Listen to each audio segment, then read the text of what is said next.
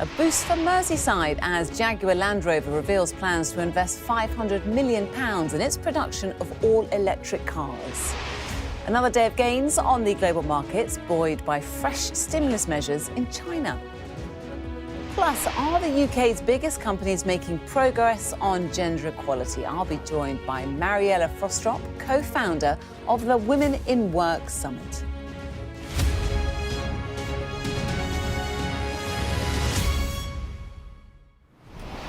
Hello there, very good morning to you. This is Business Live with me, Emma Crosby. Retailers have warned of a turbulent few months ahead as consumer confidence continues to fall amid the gloom surrounding the UK economy. The British Retail Consortium has said that consumer expectations for their personal finances over the next 3 months dropped significantly compared to last month. Well, let's speak now to the Chief Executive of the British Retail Consortium, Helen Dickinson. Helen, good to have you on the programme again. And I suppose with Rachel Reeves this week warning of tough decisions needed in the month's budget ahead, I mean, no wonder that UK consumers are feeling pretty gloomy right now. Yeah, I mean, this data that we put out this morning, this is consumer-based data. It's based on interviews and research with individual people about what their expectations are over the next few months. And as you said, their expectations about their personal finances have fallen significantly. And I think this sort of negative talk about the state of the nation's finances is having a part to play on that.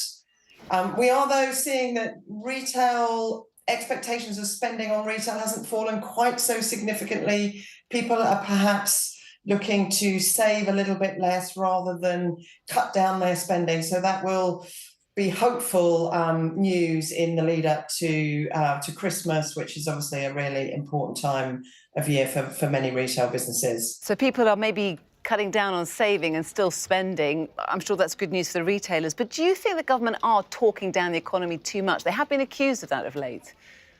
They have been accused of that, and I've just come back actually from Liverpool, being at the party conference, the Labour Party conference earlier this week, and certainly there was a bit of a shift in the narrative around looking more positive about the future. So that's great to see, because obviously I think people's personal expectations and their feelings about what the outlook is does drive consumer spending. So it's really important to get that narrative right. There's obviously some big expectations and questions as to what might happen in the budget. But certainly the Chancellor, Rachel Reeves, has been talking about many of the things that certainly are important to retail businesses and their ability to invest in people, in communities up and down the country. So let's wait and see what happens on October the 30th. But yeah, we'll all be watching. That narrative is really important. That's for sure. And I know that you've been very forward in lobbying Rachel Reeves. You've written her a letter warning that 17,000 stores are at risk of closure without business rates reform. Have you heard back? We've had an acknowledgement of our submission to the budget, so that's good to know that it's being considered. We've been meeting with various officials and people involved in the preparations for the budget to talk about some of the things that we think are really important to communities up and down the country. And our big ask is around sort of recognition of the disproportionate tax burden that falls on retail and hospitality businesses, who pay a larger share of their pre-tax profits right across all sorts of taxes than any other industries. So the Chancellor has been very clear that an overhaul of business rates is on their agenda. And so our ask is that they really try and bring that forward and reduce rates for retail and hospitality businesses in the budget that we're about to see. This is a key area for you. I know you've been campaigning on this for a very long time. You didn't get much traction with the previous government, it has to be said. But so what mood music, I mean, what progress, if any, do you think you are making, and what change could be coming, do you think, for business rates? I think what has been great to see in the conversations that we've had and all the engagement that sort of took place before the election and since is a real recognition of not just the economic consequences, but also the social consequences of of that lack of investment that we're seeing in high streets, in communities up and down the country. And that high street agenda, both in terms of antisocial behaviour, crime and abuse, has been very firmly on the government's minds, and they've committed to various things. And I also think recognising the need to reform business rates, to overhaul a system that's antiquated and outdated, was recognised in the manifesto. So that's all good news so far. Obviously, there's been a lot of talk around the budget sort of deficit and how that is made good. So that will be a big question and a balancing act for the Chancellor to make. But I really am encouraging the Treasury to look closely about the investment that could be unleashed if we really do drive those bills down, and that will cause much more investment in local communities, which is good news for everyone. We will be sure to talk to you when we get that budget and find out what has changed when it comes to business rates. For now, though, thank you very much, Helen Dickinson there, the Chief Executive of the British Retail Consortium.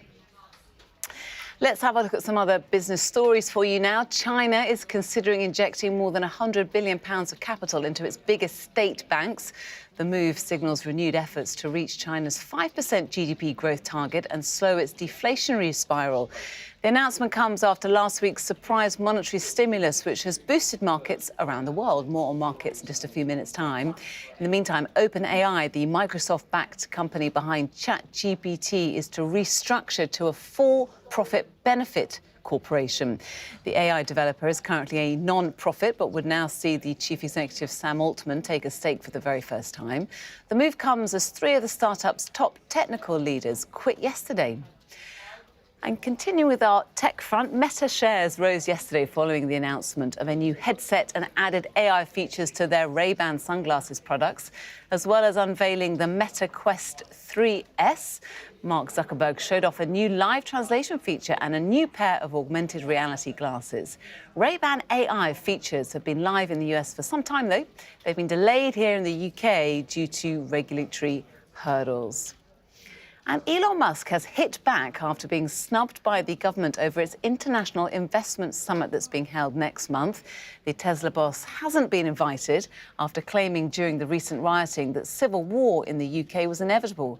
Posting on X a short time ago, he said he wouldn't want to go to the UK anyway.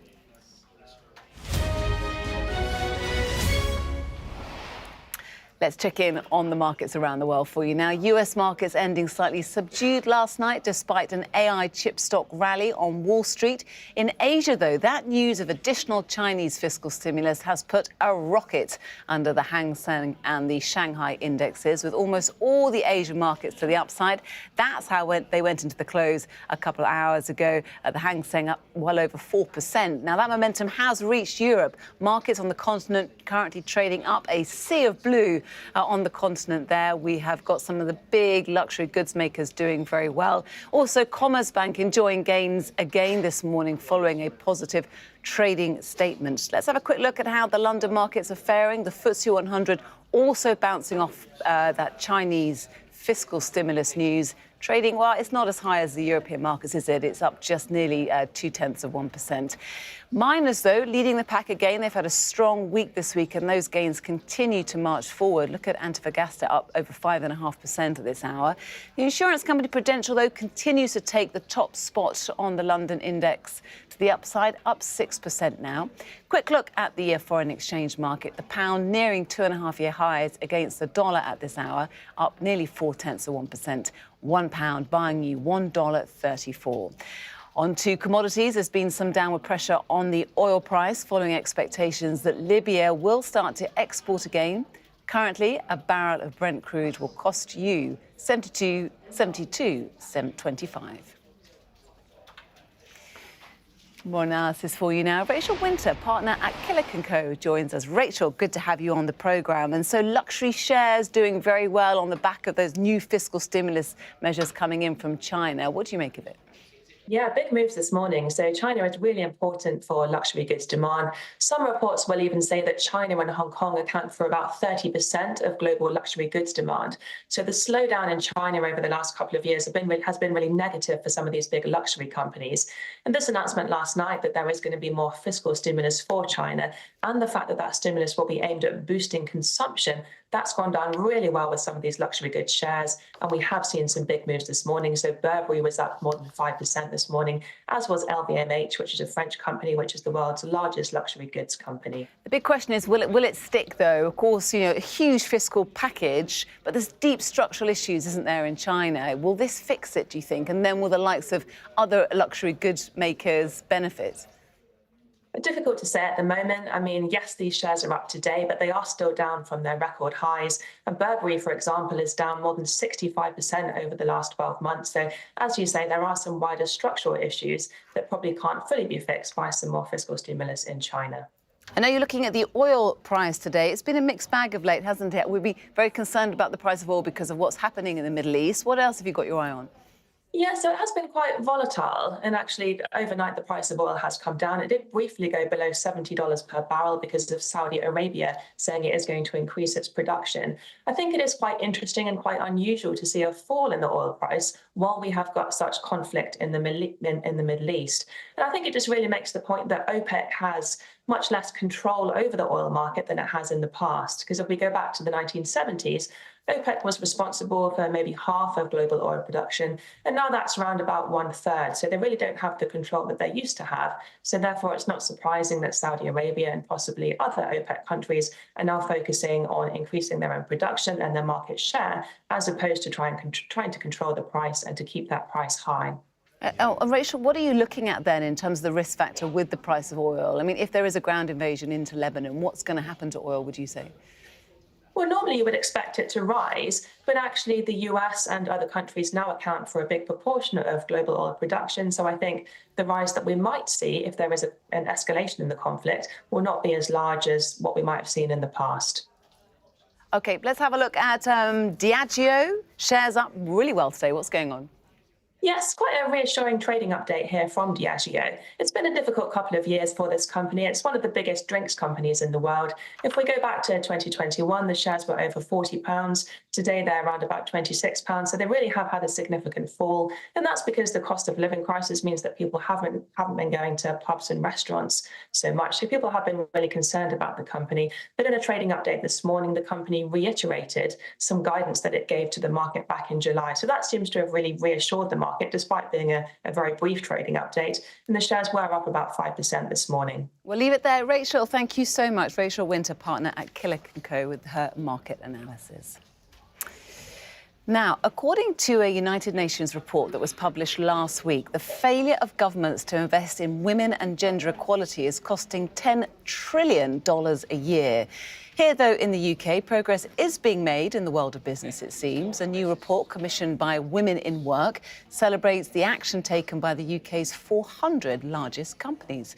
Joining me now is the broadcaster and campaigner Mariella Frostrop, who is also the co-founder of the Women in Work Summit. Mariella, it's a pleasure to have you on Sky News Now. Thank you for joining us. So how much progress, then, is being made when it comes to gender equity in the workplace here in the UK? Well, I think, as you'll admit, good news is hard to come by at the moment, so I'm very glad to be the bearer of some of it. You were just talking about Diageo shares and how well they were doing, which is very much a case in point, because they are actually number one in our top five, or they're in our top five of our 100 companies who are achieving the three benchmarks that we set out. So that's 100 companies out of 400 that we've looked at. Obviously, there are 8,000 companies in the UK, so we're scratching the top of the surface, if you will. And what we're looking at is their policies around women on the board, around parental leave, and also in terms of narrowing the pay gap. Diageo, for example, have no pay gap, which is pretty impressive when you look at the sort of mean pay gap rate hovering around 11.9%. I think that the figure you just gave, the fact that we've just been talking about Diageo, really just all goes to highlight the fact that this whole idea about facilitating women in the workplace is not about some sort of patronizing, let's give them a hand, poor dears situation, but there's a huge economic imperative. And if you don't support women who have a very different biological journey from men and who have very different career paths as a result from men, then actually you're not doing good business and you're not doing the right service for your business. Yeah, the business case is very strong, isn't it? It's very simple. Those with diverse boards make more money, and yet there are some parts of the economy where that message isn't getting through. Why do you think that is? I think there's a huge resistance to this idea that we need to rethink workplaces. I mean, for me, I believe that we need a whole revolution. We need to shake it up, and we need to understand that the workplaces that we have an economy, first of all, that is based very much on 50% of the population working for free, and the other 50% going out, doing the work, getting the kudos, having the power, et cetera, et cetera. That all changed, mainly as a result of the Second World War, and now women make up nearly half the workforce. So it's entirely shifted the scenario. And what we need to do is we need to catch up with changes that have already happened. We need women at work. We can't have them penalized all the way through their working lives for their biology. You know, each child a woman has is likely to render her 5% to 10%, earning 5% to 10% less than her male contemporary. And I mean, you'll be very well aware of the pension gap that women then face at the end of these careers, where they've given time to caring, time to family, and time to work, and they end up with perhaps anything from a 20 to 40% differential with pensions. And it's just a total injustice that can't be allowed to continue. And on top of that, you've got the economic imperative. I think it's just a question of people understanding. We need another hour, I think, to talk about the gender pay gap, and I would love to have you back on to talk about that. But in terms of role models, of course, you are a great role model.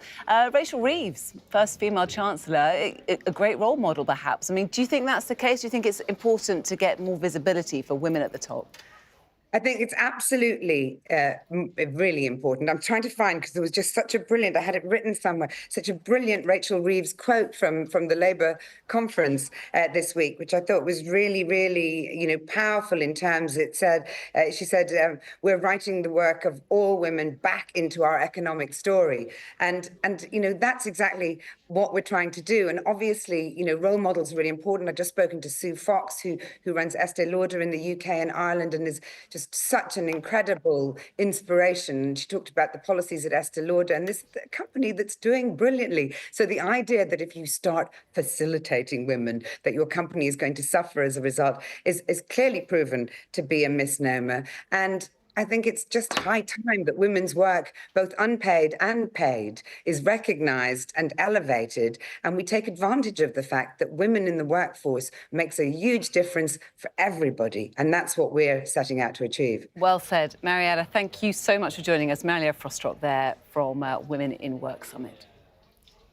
Thank you. Still to come here on Business Live today, a very big investment on Merseyside as Jaguar Land Rover boosts its production of all-electric cars. Don't go away. See you in a moment.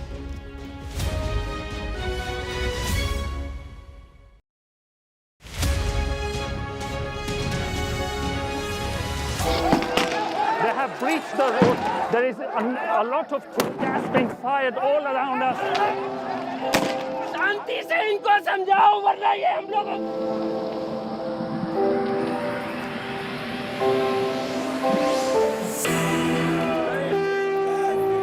It is an absolute carnival kind of atmosphere out here for Prime Minister Modi's decisive victory.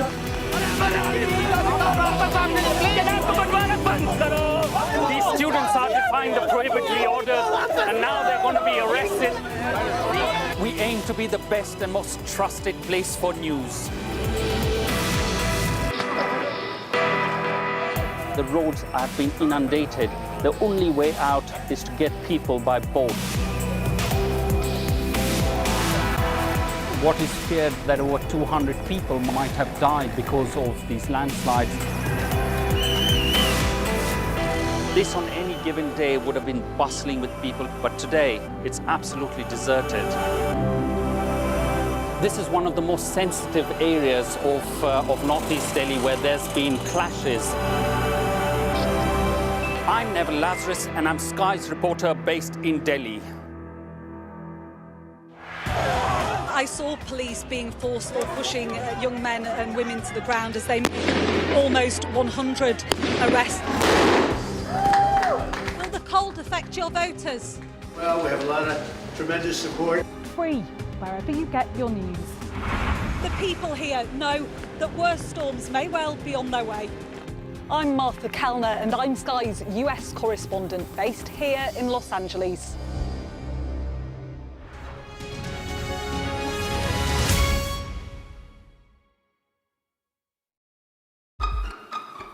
We've got your Sunday mornings covered. From the front page and the sounds of the streets to the voices of the people who make the major calls and big picture politics beyond Westminster. We'll put you at the heart of our story. A new start to Sunday. I'm ready. Are you? Join me, Trevor Phillips, Sunday mornings on Sky News. If you forgot your pajamas, Emirates has got you covered.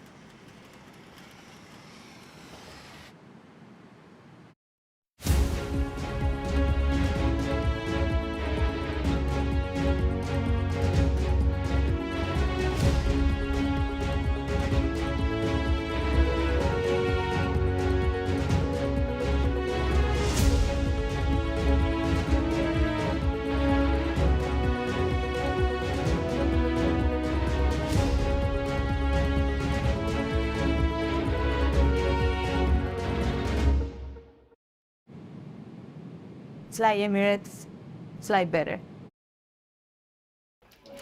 Welcome back to Business Live. Now, Jaguar Land Rover has revealed a £500 million investment in its Halewood plant on Merseyside to boost its production of all-electric vehicles. The plant, which currently makes hybrid, diesel and petrol-powered models there, has already been expanded to allow for electric vehicle production as well. The company, which is owned by India's Tata Motors, is investing a total of £18 billion in its Reimagine programme that aims to have all its vehicles electric only by 2030. That's quite a target. Well, let's find out some more, shall we? Joining me now is Trevor Leeks, Operations Director for Jaguar Land Rover at Halewood. Welcome to the programme, Trevor. I thought we might be interviewing you right in the middle of the factory so we can see what it's like. Maybe we'll do that a little bit later. You've got £500 million of investment, which you're calling the Factory of the Future. How much of that is fresh funding, or how much of that is £250 million, which you've already put on the table? So this is part of our Reimagine strategy for JLR, where we're going to be spending £18 billion over 5 years. And the £500 million that we're talking about today is to bring to life our EMA product, which is the first all-electric Range Rover that's going to be a mid-size SUV. And is that the car that you are going to produce from Halewood? It is. So we're going to manufacture this car alongside the cars that we already manufacture. So we manufacture the award-winning Range Rover Evoque and Discovery Sport here. And we're going to manufacture it on exactly the same line. And it's part of our flexible fuel and flexible production system strategy. So as well as manufacturing internal combustion engines in diesel, in petrol, MHEV, mild hybrid electric vehicles, PHEV, plug-in hybrid electric vehicles, we'll also be making all-electric cars as well, which is this EMA, electrical modular architecture vehicle that we're about today. You've lost us with all the jargon, but the factory itself, and we're just looking at pictures, it's impressive to say the least, isn't it? It's an incredibly huge building. I know you've got some 750 robots working in there, lots of new technology. Have you had any government assistance, financial assistance, to get this up and running?